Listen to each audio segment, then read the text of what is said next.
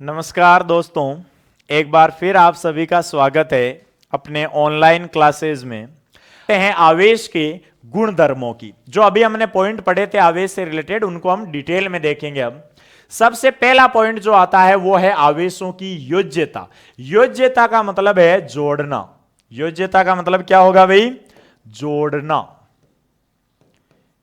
जोड़ना, additivity of charge. देखो, इस गुणधर्म के अनुसार किसी भी निकाय में कुल आवेश उसमें उपस्थित सभी आवेशों के बीजगणितीय योग के तुल्य होता है। भाई ये क्या कह दिया? देखो क्या कहना चाह रहा है। मान लो आपके पास एक निकाय है, ये ठीक है, एक सिस्टम है जिसमें बहुत सारे चार्ज है। जैसे मान लो +Q1 -Q2 +2Q1 +3Q2 -Q4, ऐसे बहुत सारे चार्ज मौजूद है। ठीक है, इसी तरीके से अगर मैं दूसरे रूप में लूं, इन्हीं चार्ज को आप ऐसे मान लो, जैसे +Q1 -Q2 +Q3 +Q4 -Q5, ऐसे बहुत सारे चार्ज मौजूद है किसी निकाय में। अगर मैं आपसे कहूं निकाय से संबंधित कुल आवेश क्या होगा? निकाय से संबंधित कुल आवेश अगर आपसे पूछा जाए तो आप ये कहोगे कि सर कुल आवेश, इसमें तो बहुत सारे चार्ज है, तो इनको क्या करें? आपको पता है आवेश अदिश राशि होती है। आवेश कैसी राशि होती है? अदिश राशि होती है। अब आवेश अदिश राशि होती है तो इसका जो योग होगा वो कौन सा होगा? बीजगणितीय योग, न कि सदिश योग होगा, क्योंकि सदिश राशियों का ही सदिश योग होता है। आवेश है वो अदिश राशि होती है, इसलिए इनका कौन सा योग होगा? बीजगणितीय योग। बीजगणितीय योग मतलब चिन्ह सहित, तो +Q1 -Q2 +Q3 +Q4 -Q5, इस तरीके से जोड़ के आप टोटल चार्ज निकाल सकते हो। ये भाई जो गुणधर्म है उसको क्या बोलते हैं? आवेशों की योज्यता। तो क्या कहती है आवेशों की योज्यता? कि किसी भी निकाय में अगर आपको कुल आवेश निकालना है तो उसमें उपस्थित सभी आवेशों का क्या कर दो? बीजगणितीय योग कर दो, तो आपको क्या मिल जाएगा? उस निकाय से संबंधित कुल आवेश मिल जाएगा। फॉर एग्जाम्पल, जैसे हम एक निकाय और ले रहे हैं।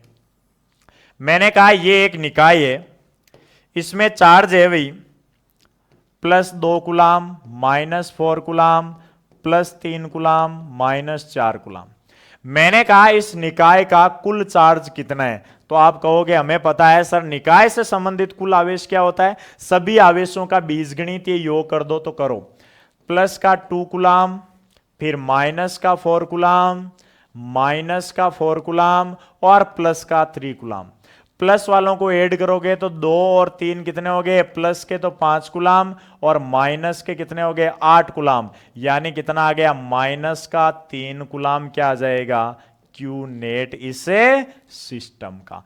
ये जो गुणधर्म है वो होता है आवेशों की योज्यता। सेकंड गुणधर्म की बात करते हैं, विद्युत आवेश की निश्चरता। देखो, नए एनसीईआरटी में इस पॉइंट को हटाया गया है, लेकिन ये इंपॉर्टेंट है इसलिए बताया जा रहा है।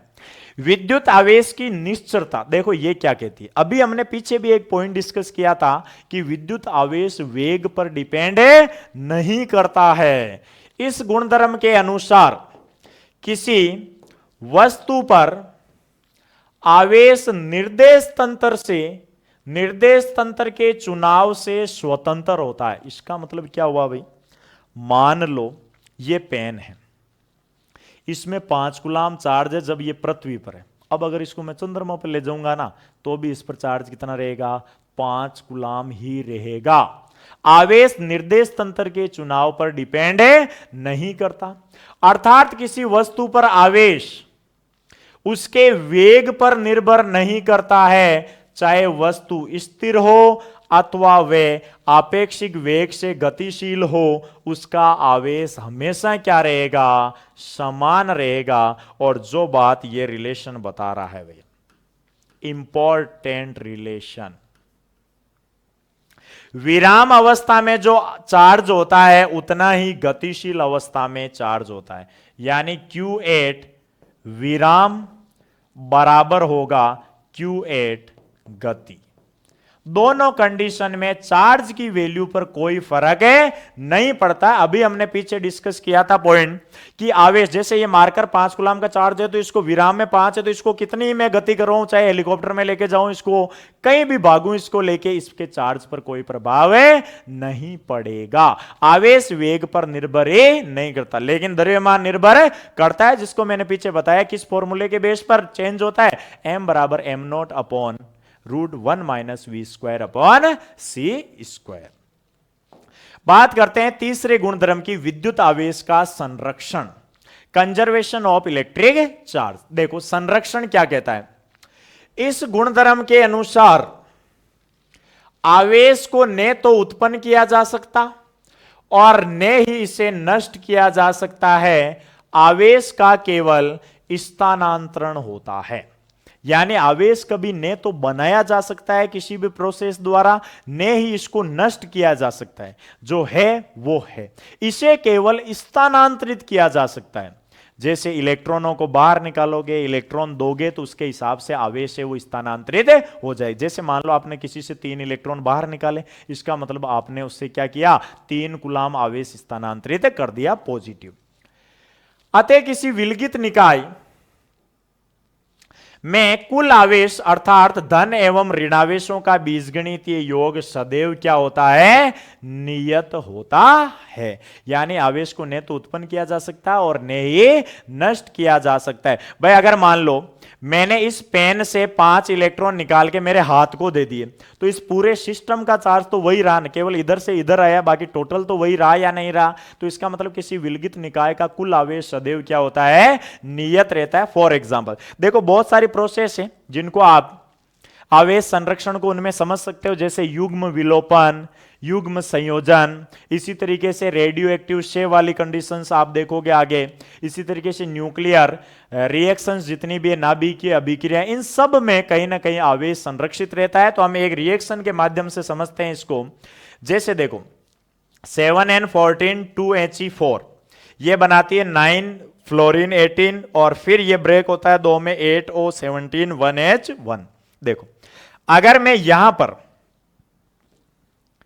ये एक प्रोसेस है और एक ये प्रोसेस है, यानी 3 स्टेप में इस रिएक्शन को कंप्लीट करें, तो मुझे ये बताओ ये दोनों जुड़ रहे हैं और ये बना रहे हैं, इससे पहले आवेश कितने हैं?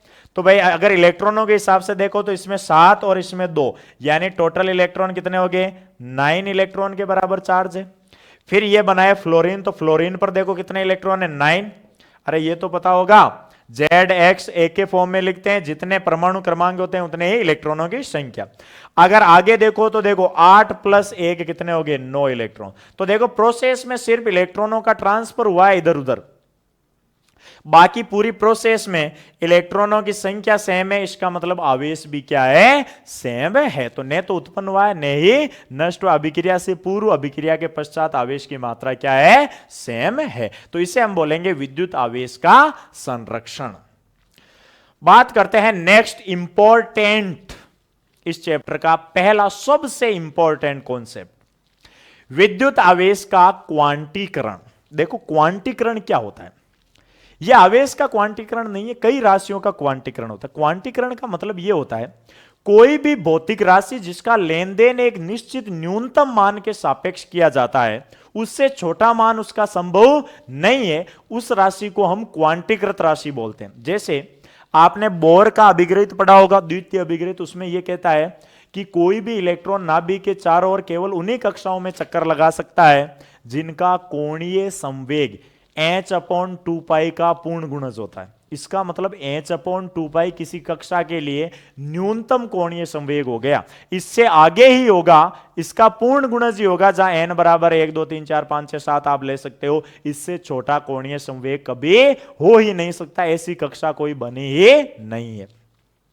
इसी तरीके से विद्युत आवेश का भी क्वांटीकरण है कि आवेश को आप चाहे किसी भी विधि द्वारा प्राप्त करो, लेकिन आवेश का लेन देन है, ट्रांसफर या स्थानांतरण है वो हमेशा एक निश्चित न्यूनतम मान के सापेक्ष ही होता है, जिसे आप नाम देते हो इलेक्ट्रॉन पर आवेश, या जिसको आप मूल आवेश भी कहते हो, और इसी को आवेश का क्वांटा भी कहते हो, और जो वैल्यू होती है 1.6 इंटू 10 की पावर -19 कूलाम। यानी अपनी प्रकृति में 1.6 इंटू 10 की पावर -19 कूलाम से छोटा स्वतंत्र अवस्था में कोई भी आवेश मौजूद नहीं है। अब कोई महानुभाव जो बड़े फिजिक्स के ज्ञाता है वो कहेंगे सर है, तो मैं भी कहूंगा हां है, और वो कौन से हैं? क्वार्क्स। कौन से हैं? क्वार्क्स, जिनमें अप और डाउन क्वार्क्स होते हैं, लेकिन उनका डिस्कस यहां नहीं करेंगे। तो ये ध्यान रहे, होते तो है लेकिन वो स्वतंत्र अवस्था में नहीं होते हैं। स्वतंत्र अवस्था में सबसे कम मान का जो आवेश है, सबसे छोटा जो मान का आवेश है, वो हमेशा कौन सा है? अभी के लिए 1.6 इंटू 10 की पावर -19 कूलाम। जिस दिन क्वार्क्स की अगर कहीं स्वतंत्र अवस्था प्रदर्शित हो जाए तो तब आगे की बात है। अभी तक तो स्वतंत्र अवस्था में सबसे छोटा जो चार्ज है वो कौन सा है? 1.6 इंटू 10 की पावर -19 कूलाम, जो इलेक्ट्रॉन पर आवेश के तुल्य होता है। तो देखो, इस गुणधर्म के अनुसार किसी वस्तु पर आवेश का मान मूल आवेश E का पूर्ण गुणज होता है। E क्या होता है भाई? मूल आवेश। और जहां E की वैल्यू कितनी होती है? ध्यान रहे, डायरेक्ट याद रखनी है भाई, 1.6 इंटू 10 की पावर -19 कूलाम। यह होती है आपके E की वैल्यू, जो आपको याद होनी चाहिए। यानी प्रकृति में सबसे छोटा जो पॉसिबल चार्ज है स्वतंत्र अवस्था में, वो भी कौन सा है? 1.6 इंटू 10 की पावर -19। या आपसे यह पूछ ले कि आवेश का क्वांटा कौन सा है, तो आवेश का क्वांटा, क्वांटा का मतलब सबसे छोटा रूप ही होता है। आवेश का क्वांटा, तो क्वांटा भी कौन सा है भाई? 1.6 इंटू 10 की पावर -19 कूलाम है। मूल आवेश कौन सा है? तो भी यही है। अगर ये 2-3 क्वेश्चन घुमा फिरा के भी देना तो ये सारों का आंसर 1.6 इंटू 10⁻⁻19 कूलाम ही होता है। तो किसी वस्तु पर आवेश का मान मूल आवेश E का पूर्ण गुणज होता है, तो Q बराबर ±NE। पॉजिटिव और नेगेटिव चार्ज के लिए प्लस माइनस है। E का पूर्ण गुणज, पूर्ण गुणज का मतलब N की वैल्यू 1 2 3 4 पूर्णांक के रूप में होते हैं। किसी वस्तु पर आवेश ±2e/3 17.2 इलेक्ट्रॉन इत्यादि संभव नहीं है। देखो क्यों नहीं है? क्योंकि E का क्या होना चाहिए? पूर्ण गुणज। पूर्ण गुणज तभी होगा जब N की वैल्यू कैसी आनी चाहिए? पूर्णांक के रूप में, दशमलव के रूप में नहीं। अगर इसमें देखो 2e/3, तो इसका मतलब 2/3e भाग दोगे तो कितना आएगा? 0.6e के समथिंग आएगा। तो देखो n की वैल्यू 0.6 पूर्णांक नहीं आ रहा है ना, इसका मतलब ये आवेश संभव नहीं। ऐसे ही देखो, अगर मैं इसके q बराबर ±NE से कंपैरिजन करूं तो यहां n की वैल्यू कितनी आ रही है? 17.2। तो देखो दशमलव में आ रही है, तो ऐसा पॉसिबल नहीं है। ऐसे आवेश संभव ही नहीं है। आवेश वही संभव होंगे जिनमें n की वैल्यू 1 2 3 4 5 6 7 पूर्णांक के रूप में आएगी। अब एक इंपॉर्टेंट पॉइंट भाई, इसमें इंपॉर्टेंट पॉइंट यह कि विद्युत आवेश के क्वांटीकरण की जो खोज है वो मिलिकॉन के